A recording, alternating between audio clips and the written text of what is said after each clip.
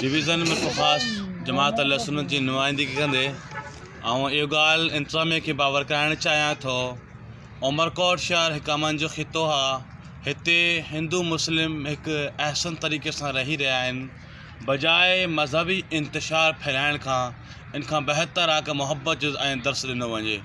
मसाजिद मदारिस ही जेके अल्लाह जा घर आहिनि इन जी हिफ़ाज़त चङी तरह करणु ॼाणूं था। असां इंतज़ामिया खे इहो ॻाल्हि बावर करणु चाहियूं था। बार बार इन ॻाल्हि खे तव्हां रिपीट कंदे आए ॾींहुं मसाजिद खे शहीद करण जी धमकियूं ॾेई करे इहो तव्हां हिकु हैरास खे विझणु चाहियो पिया। बिराए महिरबानी इन ॻाल्हि खे संजीदा वठो। हीउ ईमान जो मसाइलो आहे ऐं हुज़ूर जे उशाकान रसूल जे ईमान जो हिसो आहे ऐं इन जे ईमान सां खेॾियो न वञे।